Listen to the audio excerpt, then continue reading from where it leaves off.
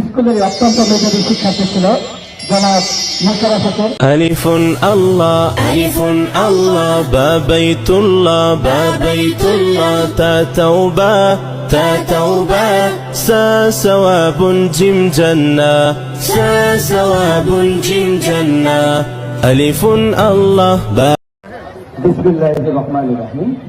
মরহুম আব্দুল সামাদ মুন্সি আমার বাবা, তিনি এই ইউনিয়নের বিএনপির সভাপতি ছিলেন।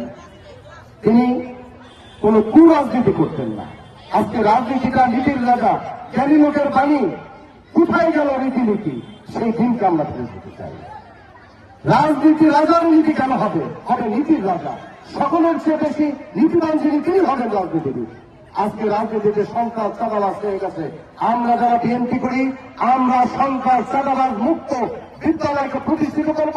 কৃষ্ণপুর তথা সদরপুর উপজেলাকে আমরা তৈরি করব এবং সারা বাংলাদেশে এই চাঁদাবাজ লুটতরাজ সন্ত্রাসীদের বিরুদ্ধে এই বিদ্যালয়ের ঐতিহ্যকে ফিরে আনার জন্য ছাত্র ছাত্রী অভিভাবক আমার শ্রদ্ধেয় যত লোক রয়েছেন তাদেরকে আমি বিনীত অনুরোধ জানাই, বিদ্যালয়ের চৌকাঠের মধ্যে কোন রাজনীতি করতে দেওয়া হবে না।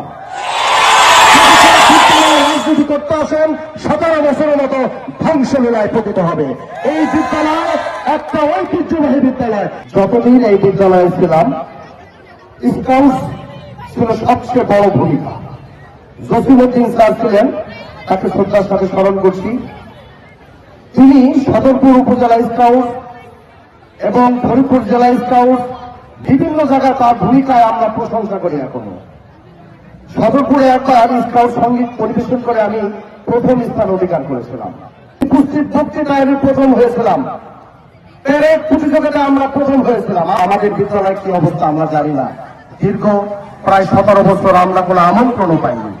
আমরা চাই এই বিদ্যালয়কে আমাদের মেধা, মনন, চিন্তা সবকিছুকে তোমাদের জন্য ঢেলে দিতে।